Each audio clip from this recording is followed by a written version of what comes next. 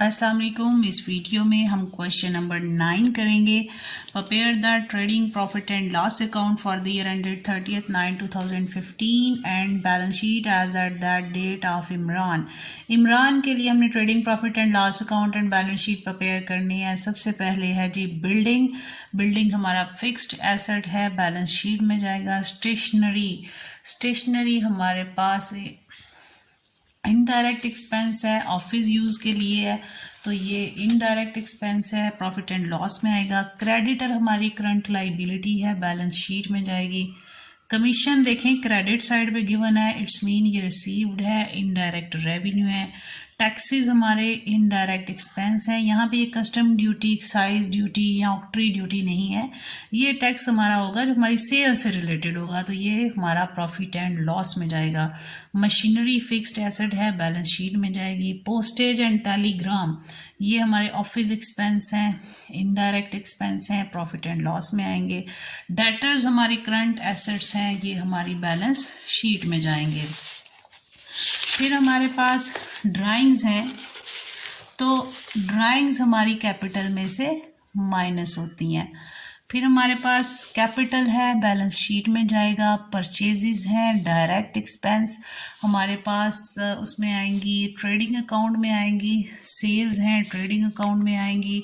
Revenue पे stock है, ये ओपनिंग स्टॉक हमारे पास ट्रेडिंग अकाउंट में आएगा।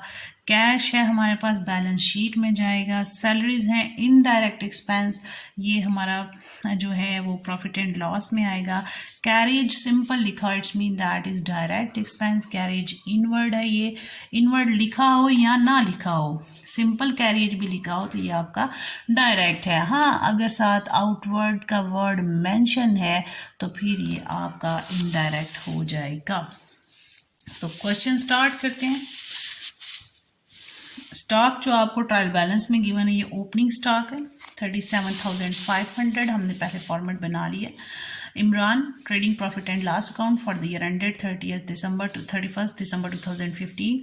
डेबिट साइड है, credit side, detail rupees. Opening stock की अमाउंट है हमारे पास 37,500।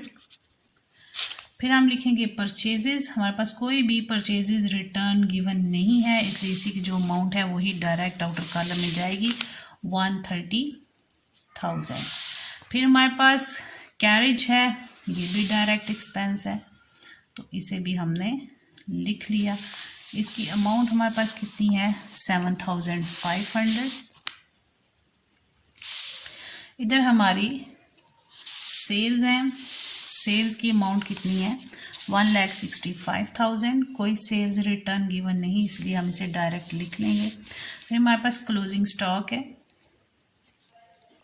क्लोजिंग स्टॉक की अमाउंट है हमारे पास 65,000, वो भी लिख ली। 65 1,30,000 प्लस लाख 2,30,000 टोटल हो गया, और कोई भी डायरेक्ट एक्सपेंस या डायरेक्ट रेवेन्यू गिवन नहीं था। 2,30,000 में से हम लोग 37,500 लेस करेंगे, फिर 1,30,000 लेस करेंगे और 7,500 लेस करेंगे, तो हमारे पास रिमेनिंग अमाउंट आती है 55,000। दैट इज और ग्रॉस प्रॉफिट। ये हमारे पास ग्रॉस प्रॉफिट है जो ट्रांसफर होगा to profit and loss account. तो टोटल वही 2,30,000। अब ग्रॉस प्रॉफिट हमारा इधर ट्रांसफर हुआ प्रॉफिट एंड लॉस अकाउंट में। Gross profit brought down, that is 55,000। अब हम सारे इनडायरेक्ट एक्सपेंसेस लिख लेंगे और इनडायरेक्ट रेवेन्यू। सैलरीज हमारा इनडायरेक्ट एक्सपेंस है, लिख लेंगे। सैलरीज की अमाउंट है 8,750। फिर हमारे पास इधर और कोई भी इनडायरेक्ट एक्सपेंस गिवन नहीं है।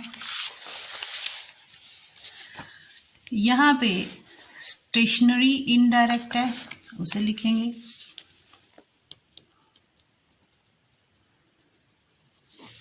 स्टेशनरी की अमाउंट है 2,500। फिर हमारे पास कमीशन है क्रेडिट साइड पे, इट्स मीन कि हमने रिसीव की है, इसे क्रेडिट साइड पे ही लिखेंगे। और कमीशन की अमाउंट हमारे पास है 3750। फिर हमारे पास टैक्सीज हैं, एक्सपेंस हैं, लिखेंगे अमाउंट है उसकी 2500। फिर हमारे पास पोस्टेज एंड टेलीग्राम है, इसकी अमाउंट 2000 है।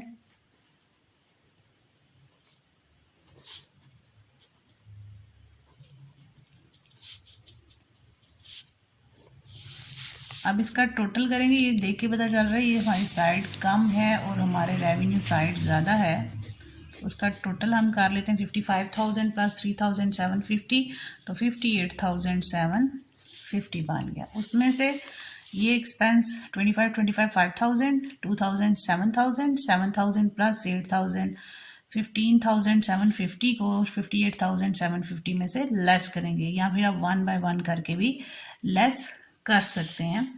तो आपके पास आ जाएगा नेट प्रॉफिट, और इस नेट प्रॉफिट को आपने क्या करना है, transfer to profit balance sheet. ठीक है, कितनी अमाउंट आई हमारी 58,750 में से जब ये लेस किया तो 43,000, और इसका टोटल कर देंगे 58,750। अब हमने इसकी बैलेंस शीट बनानी है। Imran balance sheet as on 31 December 2015, assets rupees, current asset liability rupees, current asset, और यहाँ पे करंट लाइबिलिटी की हेडिंग दे ली। अब जितने करंट एसेट्स और करंट लाइबिलिटीज हैं उनको लिख लेंगे, उसके बाद हम फिक्स्ड एसेट और फिक्स्ड लाइबिलिटी को लिखेंगे। तो यहाँ पे बिल्डिंग फिक्स्ड है, क्रेडिटर्स हमारी करंट लाइबिलिटी है 32,500,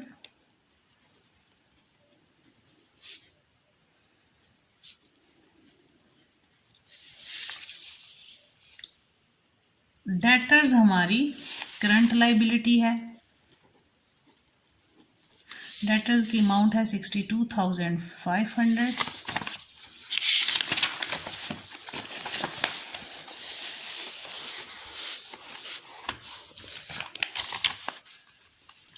कैश हमारी करंट लाइबिलिटी है, उसको लिख लेंगे, एसेट है कैश, करंट एसेट, उसको लिखेंगे। कैश की अमाउंट है हमारे पास 12,500। अब कैश के अलावा और कौन सा करंट एसेट है, क्लोजिंग स्टॉक, और क्लोजिंग स्टॉक की अमाउंट थी 65,000। और कोई भी करंट लाइबिलिटी हमारे पास अवेलेबल नहीं है, ना ही करंट एसेट है। हम अब फिक्स्ड लाइबिलिटी की हेडिंग दे देंगे,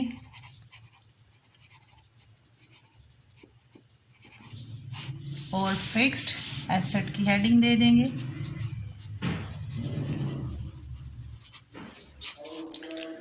फिक्स्ड लाइबिलिटी में हमारे पास कैपिटल आ जाएगा, और उसमें हमने ऐड कर देना है की अमाउंट, हम लिख लेते हैं 2 लाख है, और प्रॉफिट हमारा कितना है 43,000, वो ऐड कर लेंगे नेट प्रॉफिट।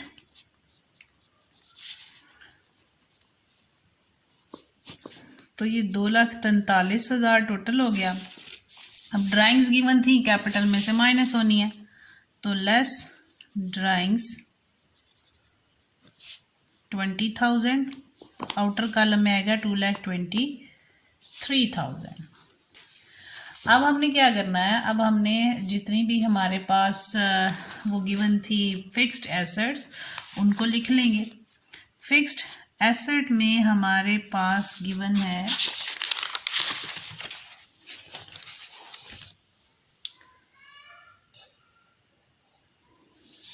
मशीनरी और बिल्डिंग।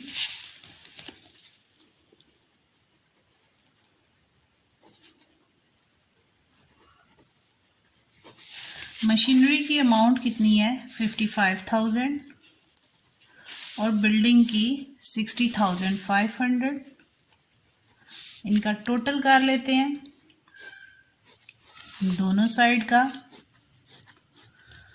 तो 55,000 प्लस 60,500 प्लस 65,000 प्लस 62,500 प्लस 12,500, 2,55,500 और इनका भी टोटल कर लेंगे तो 2,55,500।